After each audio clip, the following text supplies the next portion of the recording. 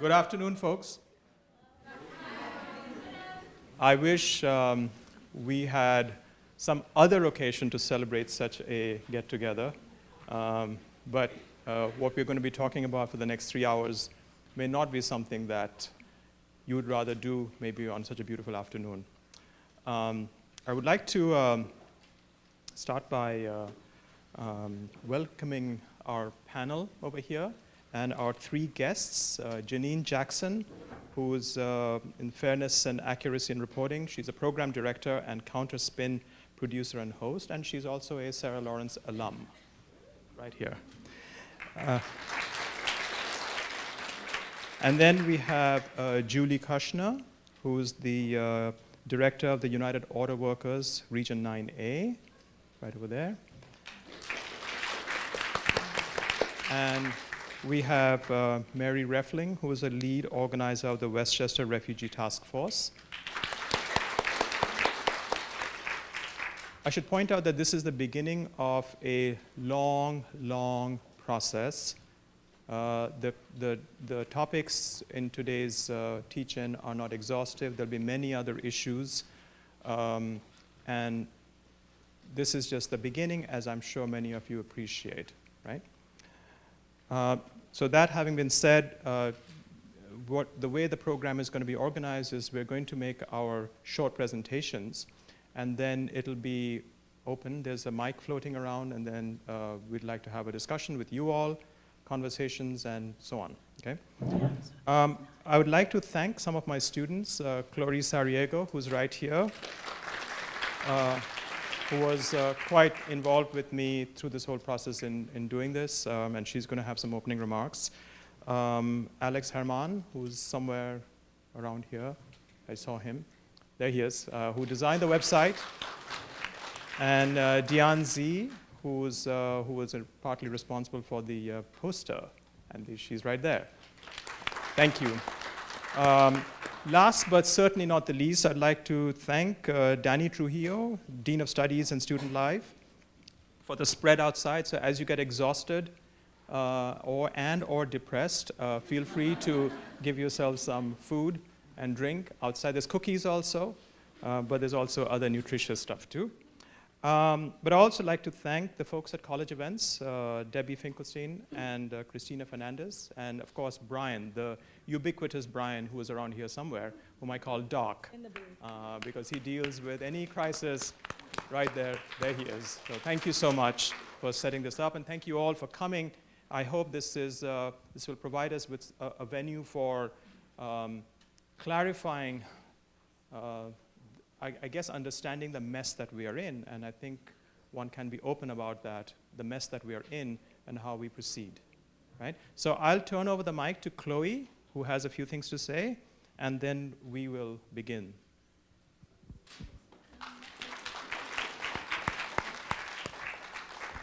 Thank you, Jamee. So I just have a couple words to kind of frame the context of the teach-in, which I think hopefully we're all on the same page on, but you know. So Donald Trump's election is a direct attack on immigrants of all statuses. Muslims, the LGBTQIA community, indigenous people, black and brown people, people with disabilities, survivors of sexual assault, and marginalized bodies of all types. In light of these attacks and the fear and hurt they have sprung, there is the daunting question of how all of the concerned people in this country should move forward in the face of national and international threats and fear. However, 53% of white women and 63% of white men voted in support of Trump's platform.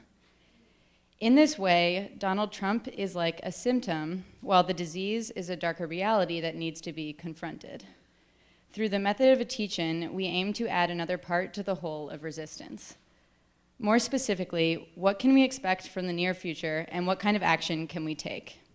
As the beginning of a larger campus-wide discussion regarding the impacts of the Trump administration, we are aiming to focus on a wide range of topics which will be discussed by both scholars and activists that we have here today. In the words of Angela Davis, we have to talk about liberating minds as well as liberating society. We hope that you will join all of us in this teach-in to understand the new administration's political and economic agenda and to explore ways of resisting the grave threats to democratic institutions that are looming. So welcome to you all. Thank you.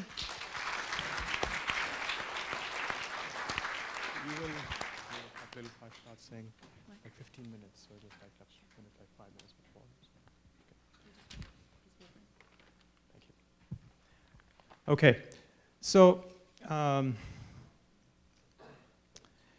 we have entered dangerous waters since the elections, a sort of twilight zone, which the dictionary describes as, quote, an area just beyond ordinary legal and ethical limits, or, quote, a world of fantasy and illusion. But we need to reflect on how to get out of this nightmarish situation and craft an intelligent and effective resistance strategy that will help us do so. In the brief amount of time that I have, I want to reflect on the word unity as it appears in the title. Clarifying what I mean by this word will also help you understand what I understand to be an effective resistance strategy. But first, it's important to understand the reasons for the debacle of November 8th. Many people have asked, how could this have happened? My position is that this retrograde and retrogressive government capitalized on the very mixed record of the Obama administration on core economic issues.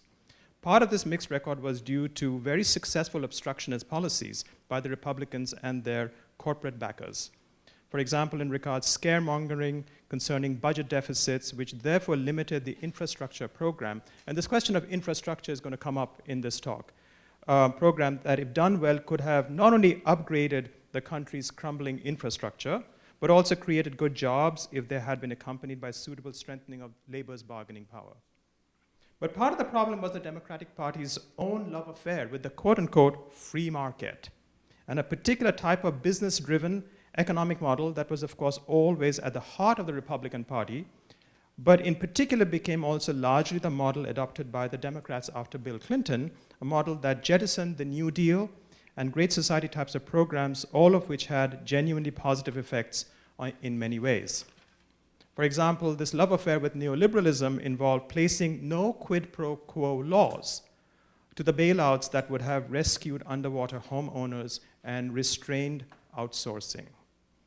At the international level, the business-driven model consisted of an unremitting support of free trade and free capital mobility.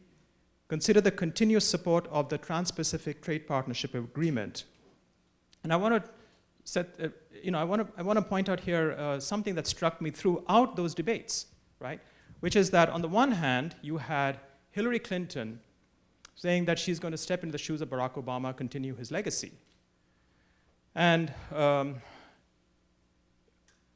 when she was questioned about the Trans-Pacific Trade Partnership Agreement, she said, well, yeah, I support it, but now I don't. Okay. But in the meantime, the White House is continuously supporting the PPP. And the TPP has been described by many people as not just a free trade agreement, but as what is called NAFTA on steroids, which means that it gives unprecedented authority on the part of corporations to challenge the laws of countries when they are deemed antithetical to profitability, and in secret arbitration courts. Right? So there is the White House going on and on and on about the TPP and how it's supposed to do all this good stuff, and here is their candidate, the Democrats' candidate, who was supportive of the TPP but now is not. And I'm thinking to myself, are you kidding me? Don't you get it? What do you think a worker in Ohio is thinking at this flagrant contradiction? What credibility is this giving Hillary Clinton in the face of consistent attacks by Donald Trump? You supported free trade agreements. Okay, so now the point is that opposition to free trade agreements, which are threats to sovereignty, no question about that, does not imply that one has to be a self-absorbed narcissist and white nationalist. One can clearly oppose such agreements from radically opposite political perspectives. It is therefore no surprise that despite falling unemployment rates over the past few years, there has been a lot of labor market insecurity, and this goes all the way back before Obama, way back to the 1990s. Alan Greenspan The former Fed chair actually made this point in 1997 that and that was a boom of the 1990s, with unemployment rates at about 4%, but with a lot of labor market insecurity. Now, at least one study has shown that Trump's strategy worked in his favor in those parts of the country particularly threatened by import competition. Put together, the economic record of the past 8 years is a mixed one. Neither a great success nor an abject failure. My view is that the proverbial glass was neither half empty nor half full. Its color was gray. But it provided the context of the anti-establishment political rhetoric that fueled Trump's rise. This is an old, old issue. So if skillful political manipulation has gotten us into from this gray zone into the twilight zone, what do we do?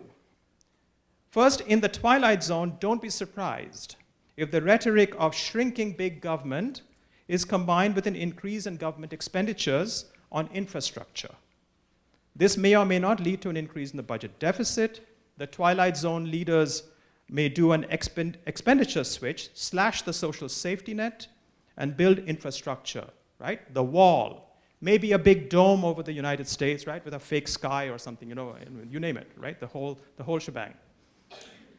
And expand the doctrine of perpetual war so as to increase military expenditures. All of these coupled with policies that would benefit the wealthiest, the skillful use of Orwellian language, alternative facts, to target the vulnerable, which could then generate a stock market boom. In other words, those of you, if you're following me over here, you will see that the issue here is the use of a particular combination of policies and laws underpinning those policies that could generate a Reagan-type boom with a particular brand of toxic policy that was not around in those days. To give you a sense of what I mean, the index of small business optimism rose dramatically after Trump's win.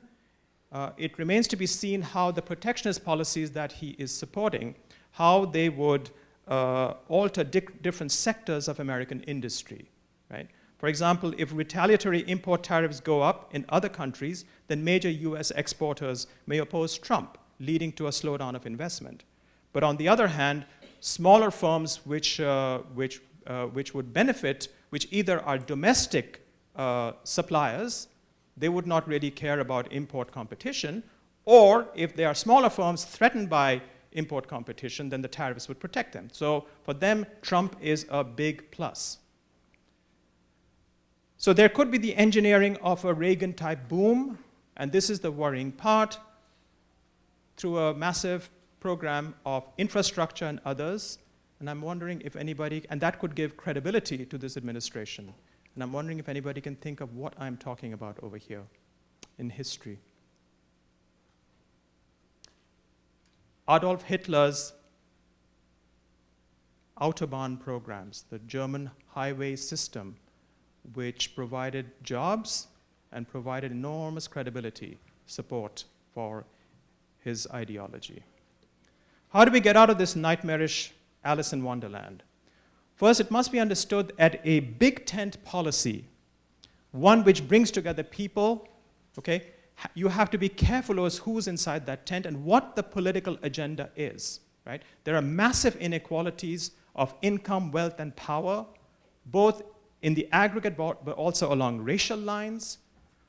So a clear progressive alternative to Trump, I would argue, has to be promoted along the lines argued by Bernie Sanders, but also such as Dr. Martin Luther King's Poor People's Campaign, but one which would be tailored to the challenges of the 21st century, one which explicitly deals with questions of class, race, LGBTQ rights, gender, and so on, right?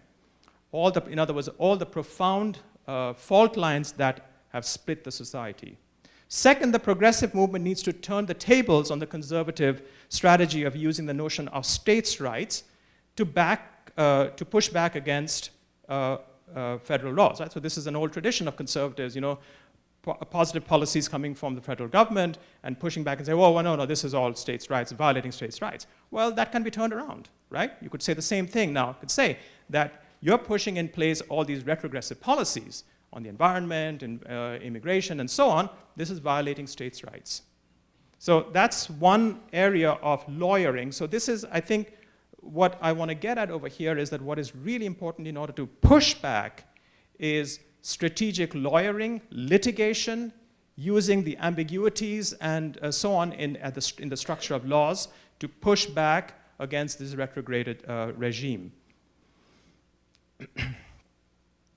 There is deep economic malaise at the heart of our society. We should not let the right wing dominate the political space. But it's important, therefore, to understand how the Democratic Party's elite consensus created the problems that led to its own obliteration. That is a failed strategy, and it's incredibly important that we deal with policies and politics that really deal with the real needs of people so that we can crawl out of the twilight zone. What I've done over here is to suggest that there needs to be a serious rethinking. And this rethinking is not about the blame game in this talk. It's not about saying, well, the Democrats should have done this, the Democrats should have done that. That's not the point. The point here is that, let me give you an analogy. Suppose that you have a steady diet of Big Macs. That's what you eat, right? One day you have a heart attack. What do? Do you continue along that road, or do you seriously examine your lifestyle in order to change things? Well, my point is that if the goal here is to, at the very least, in the 2018 midterm elections, take back Congress, there has to be a credible, serious alternative alternative to the Democratic Party's sort of historic approach to economic and social policies, many of them anyway, and that this has to be accompanied by at the very least, and I'm not suggesting that this is the only thing, a legal strategy at the local level, at the state level, to push back against this administration. Now, whether such thinking or rethinking involves reforming the Democratic Party, or involves going outside it, or some combination, that's the question. And I don't have a ready answer to that question. It's something for all of us and others to think about, what that actual political strategy is going to be.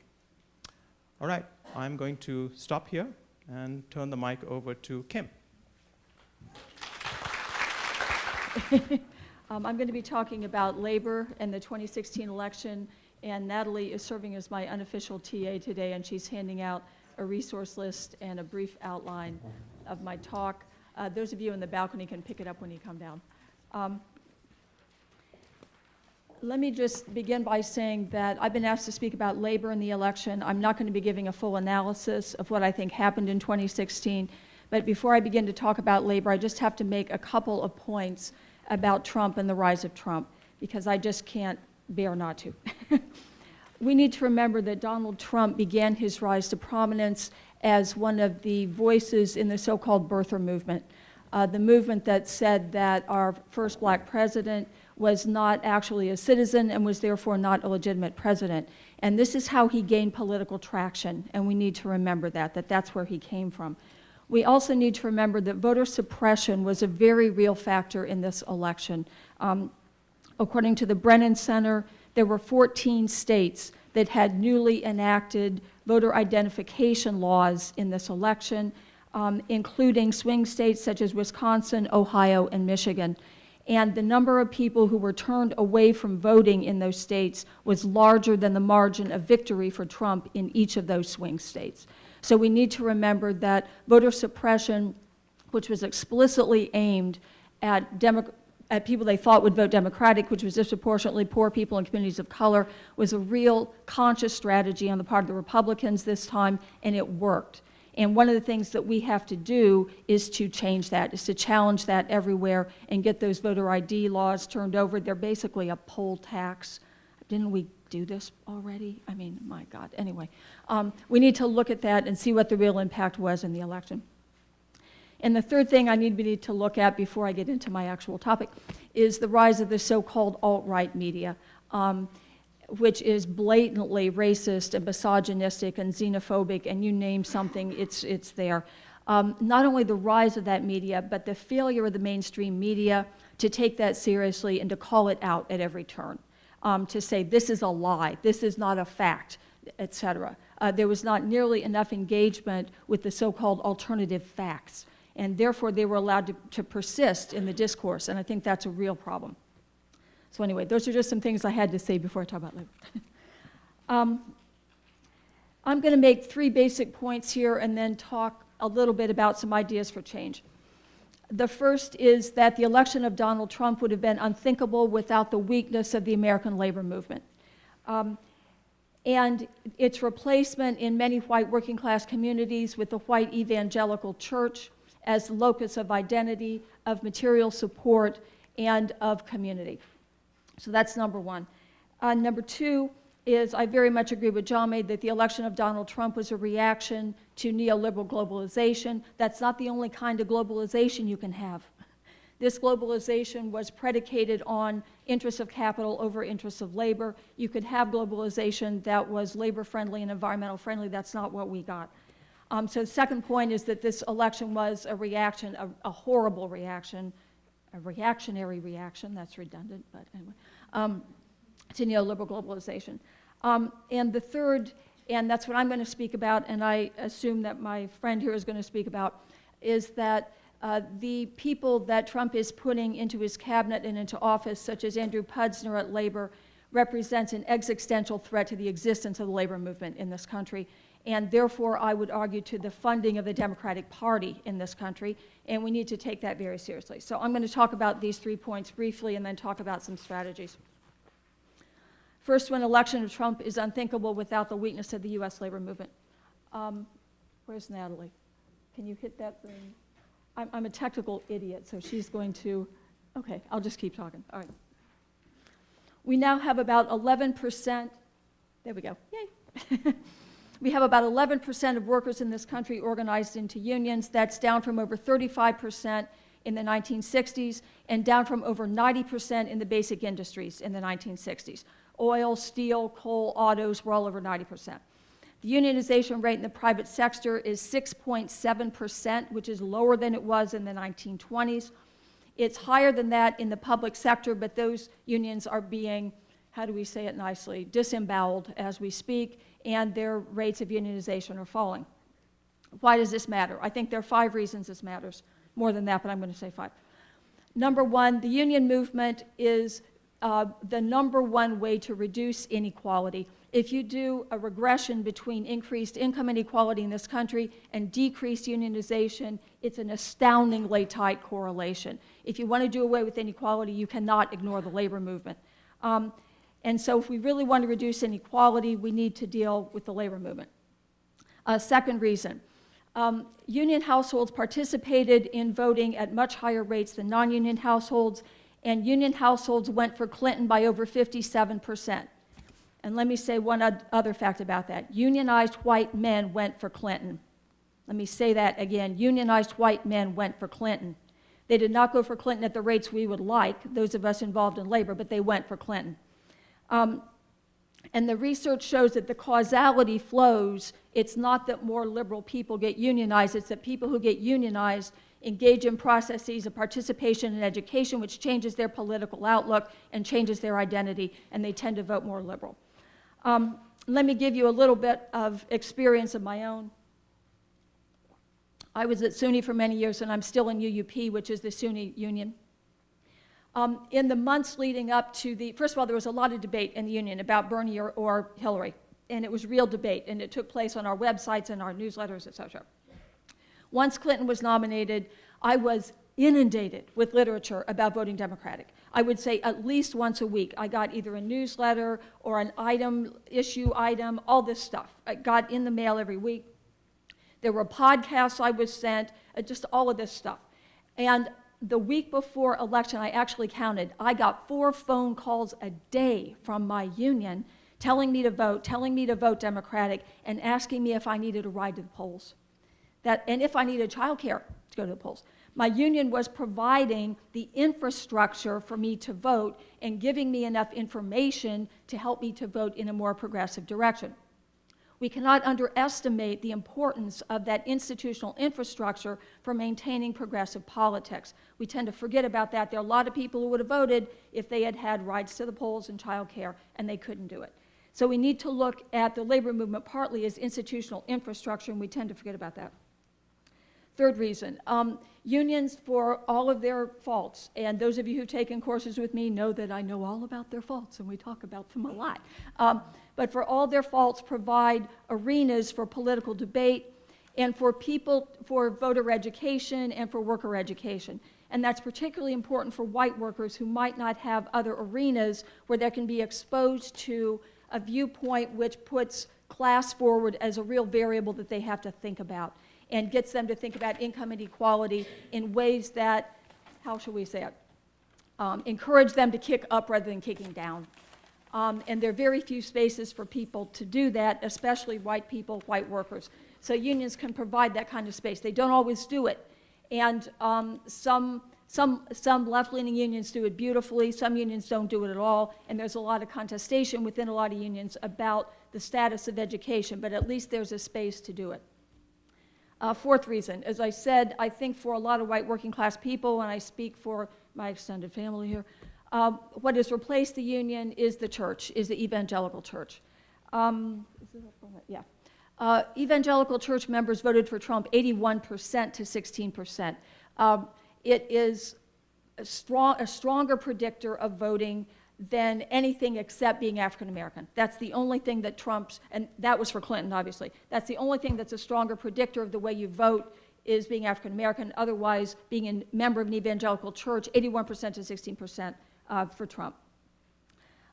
So we need to think about why. Well, I'd say there are several reasons. First of all, we need to start looking at the church as a material institution that in the context of a declining welfare state, people look to the church for childcare, for food pantries, for job referrals, you name it. It's become a welfare institution. But with an ideology which is not about class, an ideology which is about people being sinners needing redemption, and that leads to a very different kind of identity and a very different kind of politics. The church is also a great political organization in terms of getting out the vote. You talk about vans, you talk about, all of it, sermons and blah, blah, blah, getting out the vote, mostly around, quote, moral, end quote, issues like abortion, but also persuading people to vote against economic interests. We'll just put it like that. And I'm getting a 5-minute thing, so I'm going to hurry up here. Last but not least, we need to think about unions as funders for the Democratic Party. In the 1960s, the number one funder for the Democratic Party was the labor movement. Now the number one funder for the Democratic Party is the financial services industry. And Jamee talked about the changes in viewpoints. You want to know the reason. The Democrats know what side their bread is buttered on, as my grandmother used to say. They used to support single payer and the war on poverty and et cetera, and now they support the TPP and welfare, quote, reform, end quote. And you can't disengage that from where the money's coming from. So if the money goes from union money to financial services money, you're going to get different politics. Okay, I've got 5-minute mark. I was going to tell you more about, well, let me just add one thing to what Jamee said about the distress in working class communities, and that's about the military.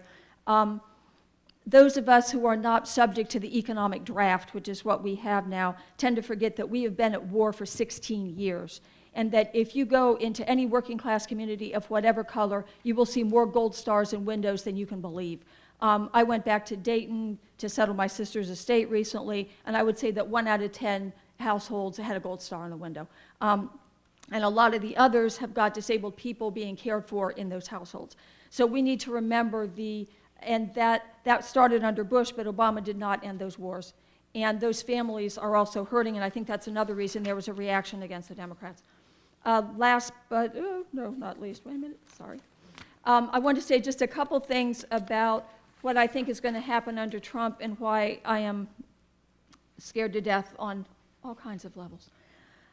Trump has, oh, Natalie, there he is. Okay, thank you. Trump has nominated this individual for Secretary of Labor. His name is Andrew Pudzer. He has settled he's the CEO of CKE Restaurants, which owns Hardee's and Carl Jr.'s and a bunch of other fast food chains.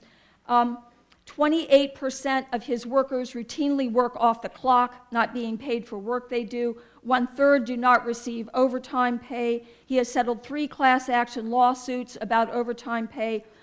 The rate of sexual harassment in his restaurants, according to anonymous surveys, is 67% as opposed to 40% in most restaurants. That's because he basically gives no staff training. Pudzer has already said that he wants to eliminate worker centers, where we place a lot of our students, by the way, for internships. He has targeted worker centers as illegitimate arms of the labor movement and is already trying to attack their funding. He does not support an increase in the minimum wage. He doesn't believe in the existence of a minimum wage, as a matter of fact.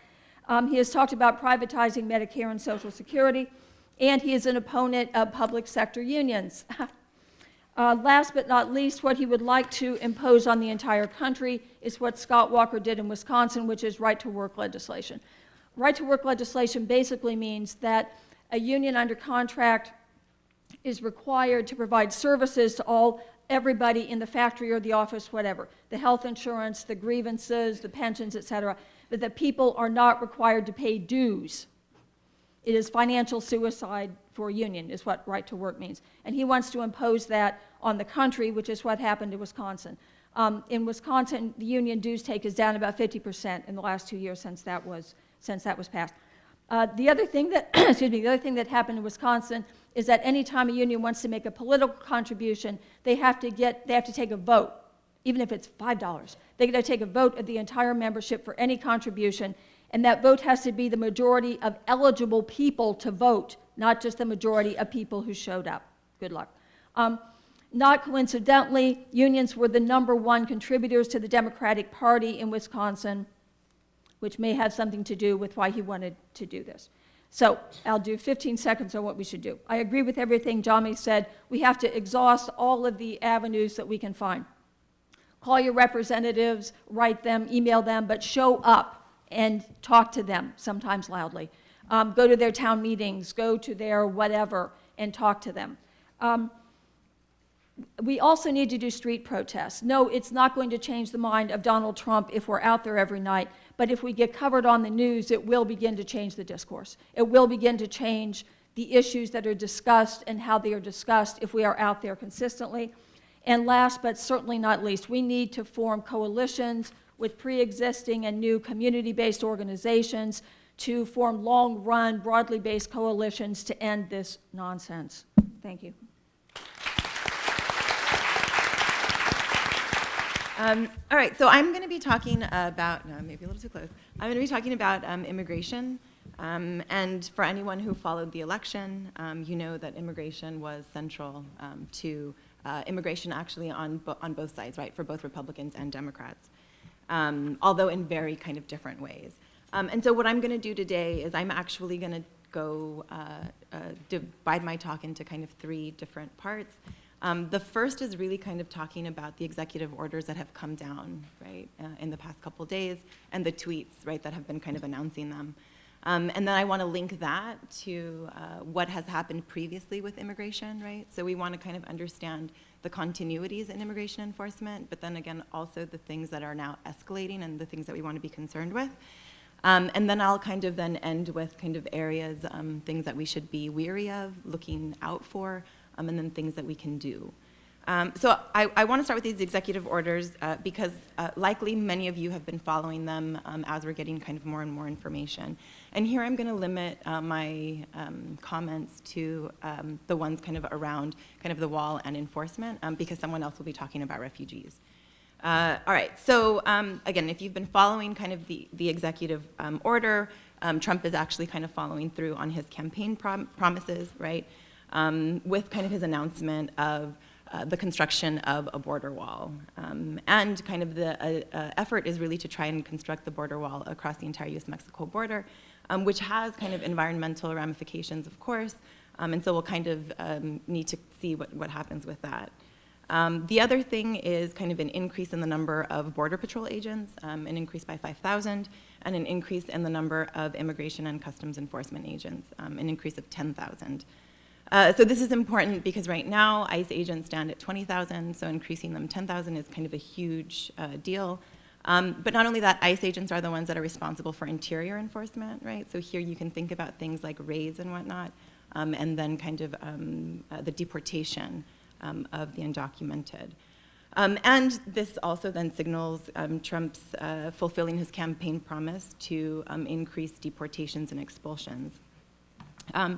So he's not only doing that, again, in these orders by signaling the more agents, but also by changing the priorities in deportation, right? So that someone can be removed if they are charged of a crime, right, and not necessarily convicted, right? This is what the language leads us to believe. Under Obama, the idea was that the priorities, right, and in particular the first priorities of who could be deported or who should be deported were kind of criminals. Let's see, under the priorities. Oh, right, and then kind of also under the priorities, there's also this kind of new wording, right? So anyone that an ICE official thinks represents or that they feel endangers public safety or national security, right? So whenever we have ambiguous language like this, it's also something that we want to be very weary of, right? Because how do you kind of decide, right, someone who you might feel endangers national security or public safety, right? We don't really know what that looks like. So that's kind of like priority stuff. Along kind of with the priority stuff, right, he's also asking for an increase in detention centers, right? So more detention centers along the US-Mexico border. And I'll speak a little bit about why all of these things are important in a second. And then finally, the rescinding of federal funding for sanctuary cities, right? So in the wake of Trump, a series of colleges, a series of cities declared themselves sanctuary cities, and New York City being one of them. The one that's kind of received a lot more attention lately is California, right? And this kind of speaks to a little bit about what Jamee was saying, where we're seeing kind of state and federal contention, right? All right, so this is basically kind of what's going on in these executive orders. Oh, I realized I forgot to put my timer on. Okay, okay. All right, so why kind of this is important? So one, we need to kind of understand what's happening with these executive orders. Oh, and to mind you, they're executive orders, and they need funding, right, to be appropriated through Congress. So there is a point at which we can try to stop kind of what's coming down the line. All right, so linking this to kind of previous enforcement, right? So these executive orders are alarming because enforcement already was, right, a top priority kind of in the previous administration under Obama. Advocates and activists, right, gave Obama the moniker deporter-in-chief because under President Obama, right, more people had been deported than under any other president, really kind of post-1996 is kind of when we're looking. Obama deported nearly 400,000 people every year, right, under his presidency, which comes out to, and these are averages, right, on any given day, 1,000 people were being deported, and on any given day, 34,000 people were being detained, right? The detention numbers should be alarming to us, partly because in 1995, we really were under 7,000 people being detained kind of in the US on any given day, right? And then this kind of escalates to 34,000. So that with kind of an increase in detention centers, right? The idea here is that we're going to see more and more and more people kind of being detained, as well as what we're expecting more and more people being expelled from the nation. Let's see. The other parts that, again, kind of are also quite alarming, right? Along with the construction of the border wall is not only the cost, right? But what we also know are the implications of the militarization of the US-Mexico border, again, beginning kind of in the mid-90s, right? Increased deaths, right, due to the rerouting of migrant journeys, right, into places that were much more difficult to traverse, right? So things like kind of the elements, desert, all of this. We also kind of saw kind of an increase in the the settled undocumented population in the U.S. as a result of the border militarization. So these things again, right, with kind of more and an increase, right, in kind of these major smuggling operations as well, right, because it was no longer as safe to make that journey on your own, and so then we see kind of the rise in kind of this black market, right, and of smuggling operations. So things that with kind of the more kind of construction are likely going to kind of continue and to be exacerbated. What we should obviously be unbelievably concerned with, of course, is the more deaths that will likely occur at the border. Let's see. The priorities are kind of also another kind of area that are of concern. If we think about what was going on under the Obama administration, right, despite all of this kind of heavy enforcement, we were able to see that through the efforts of advocates and activists, right, kind of a shifting in the tide, both kind of in the rhetoric around the undocumented migrant population, and also in providing kind of some spaces of less enforcement. I was going to say of safety, but that's not right, but of less enforcement, right? And so the priorities were one of the ways in which kind of this happened, yeah? So under the Obama administration, we get kind of priority 1, 2, and 3, with kind of the least kind of priorities being mothers, families, young people, right? So people who then kind of are eligible for DACA, right, also kind of fall under these kind of earlier priorities. And so this change in priorities, right, to include more people as deportable is alarming, because what it means is that, again, more and more people will then kind of be up for deportation. It's also more alarming because, again, we have to think about the rhetoric, right? So part of Trump's rhetoric is around expanding the criminals that are going to be deported, right? But we know is under Obama, right, even though he had kind of this priority list, right, that about half of the people that were deported were actually not under that priority 1, yeah? And so if we're expanding kind of those who are deportable, then what that also means is that other people are going to then be caught up within the dragnet of enforcement, right? And in particular, people that are easier to get to, yeah? And so we can think back to, oh, yikes. Okay, so we can think back to kind of some of the raids of like 2006 and 2007, right, where Immigration and Customs Enforcement kind of were doing raids in public places like malls, and as well as then kind of raiding labor sites kind of and whatnot, right? So we want to kind of be wary of that. In line with that, we also kind of want to be wary with the ramifications of race and community, right? So again, kind of deportations have largely targeted Latino men, right? Over 90% of those deported, right, are Latino men, and this not only impacts them, but also the communities in which they live. And so with more ICE agents, with more deportations, we want to kind of be wary of that. Let's see, if I only have 5 minutes, what should I, let's see. All right, so one of the things that we kind of want to be paying attention to that might be kind of coming down the line, which we don't yet know what is going to happen with, is thinking about DACA, right? So Deferred Action for Childhood Arrivals. Trump has yet to kind of do anything on it, but he is getting a lot of pressure, right, to repeal DACA, and then kind of the 74,000 people who have DACA now. I'm using a lot of acronyms. I can later if you need that information in the Q&A. All right, so I think I'll move directly into kind of what to do, right? So I think part of the things that we need to kind of consider in terms of what to do is, number one, we really kind of need to be mindful of the ways in which Trump is trying to scale back some of the minimal gains that we were able to make in the past 4 to 8 years, right? This includes things like DACA, right? This includes things like, for example, he's also going to reissue secure communities, right? And so kind of pushing back on these areas where we've had gains.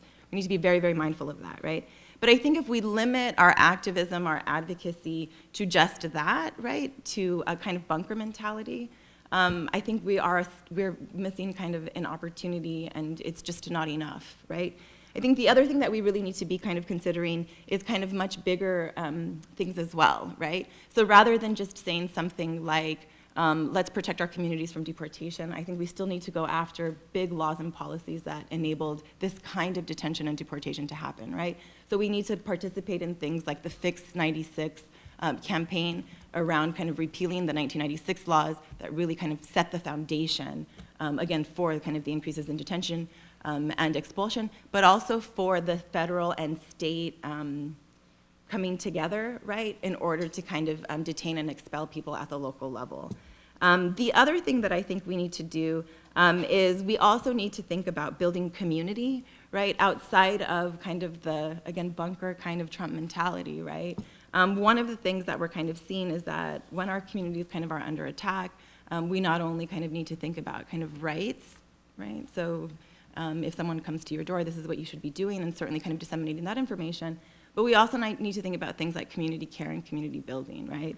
So your community, wherever that is, right, here at Sarah Lawrence, your home communities, right, how do we then kind of build communities in ways where we're actually caring for one another? How do we show up for one another? How do we stand up and stand with one another? I don't know if you've seen this YouTube clip that has been going around where Sarsar's talking about this idea of radical love, right? I think these kinds of practices of radical love, of radical hope, of radical care, right, are also important in this moment, right? So to kind of build community by doing whatever that looks like, right? Going for coffee, having dinners, having dances, right? These kinds of things are also important kind of in this moment. The last thing that I'll say is with amnesty in particular, right? I think there's a way that we need to really support kind of states and our elected officials and push them to really kind of think about the needs of the communities that they're representing, right? So again, California, I think, gives us a really great example of kind of governors, mayors, right, stepping up and stepping out and saying we will kind of protect our communities and we will not kind of follow through kind of on some of the things that Trump is asking us to follow through on, right? And I think here we're kind of seeing the ways in which states and cities are working within the realm of law, right? So what is our obligation, right, based on law? And then how can we use the law in order to, to resist, right, some of the things that Trump is having us do? But I also think we need to think beyond the realm of law, right? One of the things that I think is really being raised by the sanctuary talk, right? Number one is the law part of it, right? We don't have to comply with this or that unless we get a warrant, right, from ICE. But, when we think about the early sanctuary movement in the 1980s, right, the idea here was that churches, educational centers, people, right, stood up and said no, right? They said it's not okay to deport people to their ultimate death, right? It's not okay for us to not provide refugees kind of with a space kind of in our nation, right? They moved beyond kind of refugees by saying, we shouldn't even be deciding between dividing economic kind of and political migrants, right? Because we also have a hand in the economic migrants that are kind of coming into our nation, right? They called it not a form of civil disobedience, but a form of civil initiative, which is interesting, and if you take my class, we'll talk about this as well. But I think we also need to think about that part of it, right? So not kind of how we use law to protect us, which I think is a part of what we need to be doing, right? But ethically, morally, where do we stand, right? And how do we show up? So I'll leave it at that.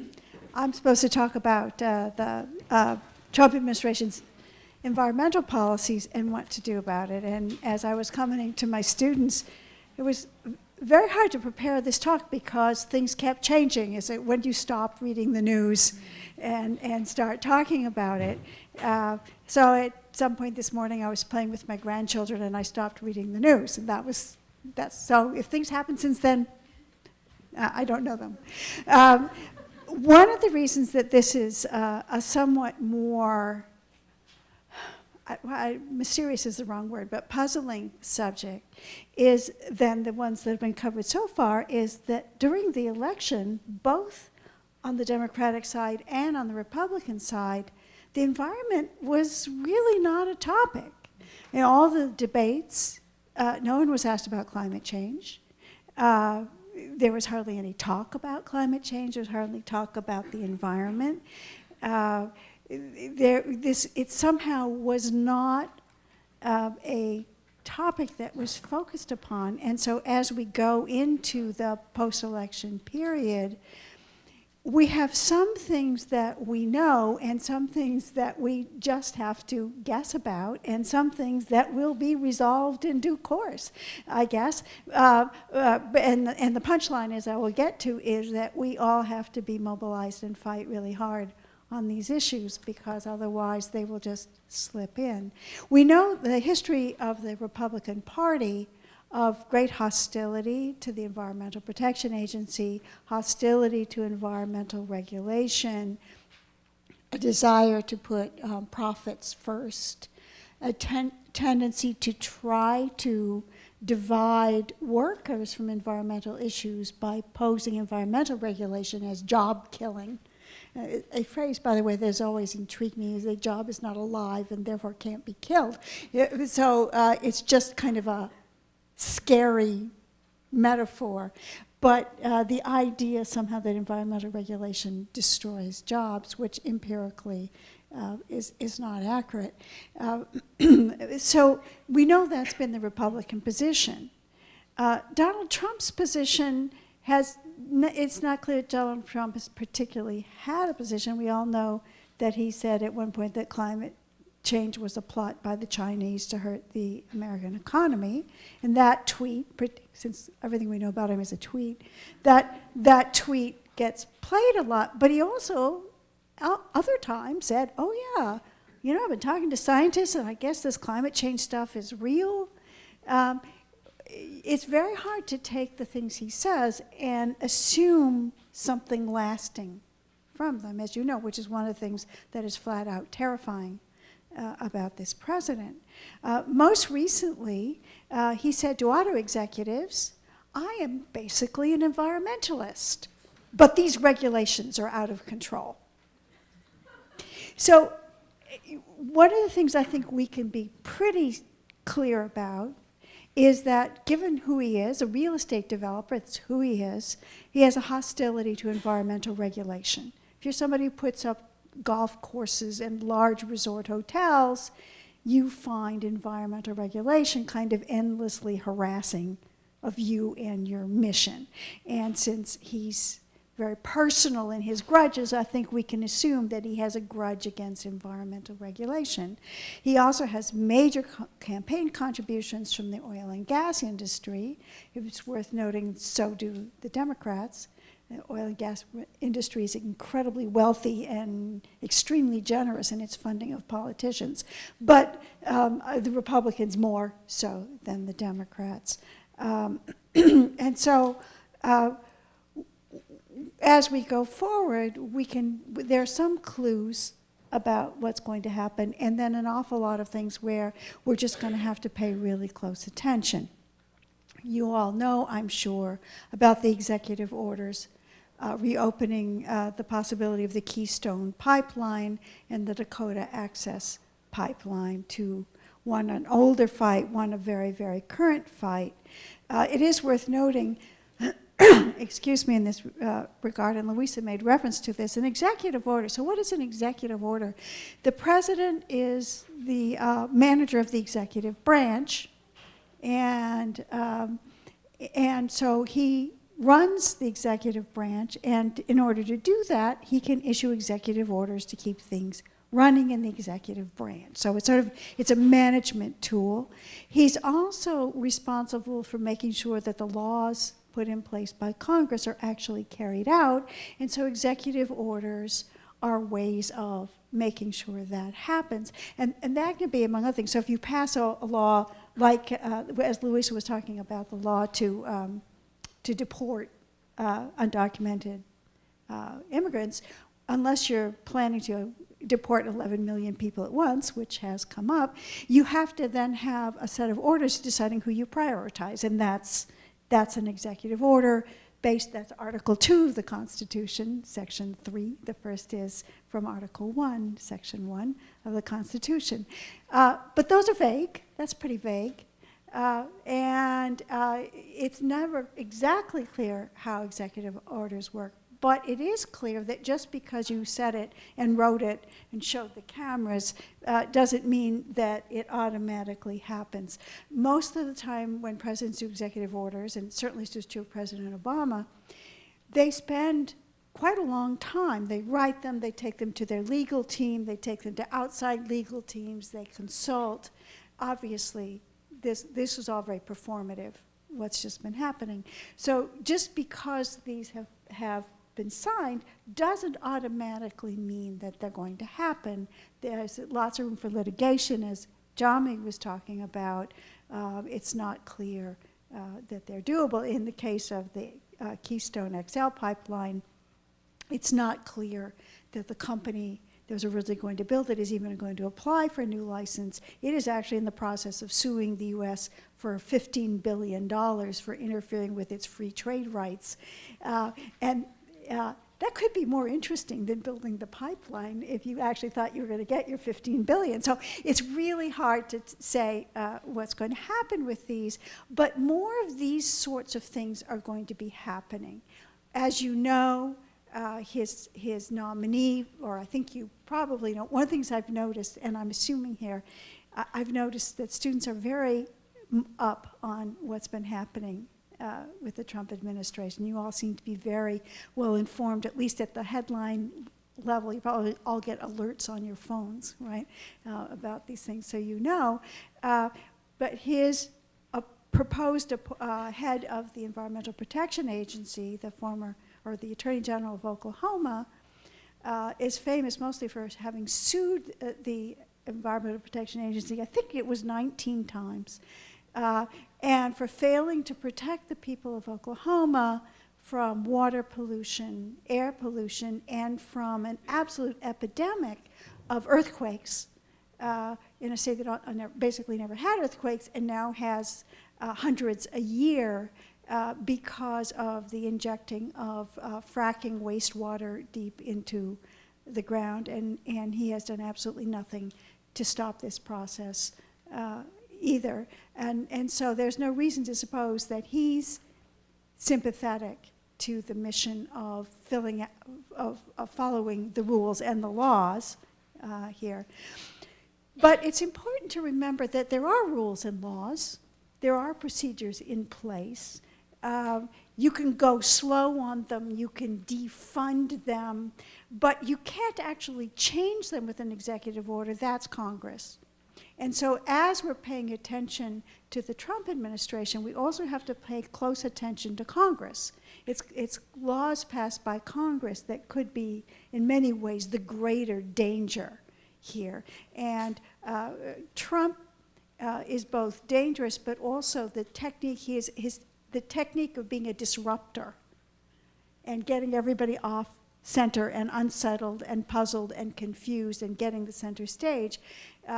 It's important not to let that divert us from the kind of step-by-step attempts to dismantle regulation that are going on. Now, states and localities have stepped up in this, as in the immigration topic, to say, no, never mind, we're going to do this anyway. State of California saying, if they stop funding the satellites to check for the climate, we'll send up our own damn satellite, Jerry Brown said. States can be very proactive in this, and some states are being very progressive, but it's important to remember that it's dangerous to rest too confidently on the states, because states have not always acted in the best interest of their citizens, and particularly their most vulnerable citizens. Kim mentioned with labor law, but with environmental law as well. The Flint water crisis, my student Darren has been working on, an obvious example, right? The governor of Flint did not protect Flint, to put it mildly. All sorts of issues of environmental justice, environmental racism, the ignoring of low-income communities, both urban and rural.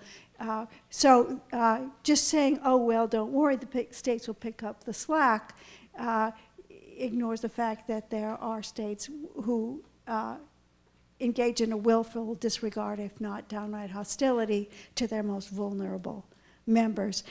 This is where having a strong national functioning EPA is so important, and the EPA has environmental justice written into its mission to make sure that, in fact, people's clean air, clean water, safety from toxins is observed, and you need that followed up by legislation and executive power. So really, there is significant danger in these ways. And of course, I haven't even talked about climate change yet, and that was intentional, except mentioning it briefly at the beginning, because increasingly these days when we talk about environmental issues, people's minds simply go to climate change, and I don't want to trivialize climate change. It's an enormous global and increasingly frightening issue, but we don't want that to remove our attention from the fact that also people in this country are breathing dangerous air, drinking dangerous water, living in toxic waste zones. It can be a diversion too when clean means low CO2 and environmental means climate change. You can lose a lot of the things that in fact imperil people as well. What will happen on the level of the US participation in global climate negotiations, I think really remains to be seen. It may well be that the president will pull us out of the Paris Accord, which is the most recent UN-monitored international accord.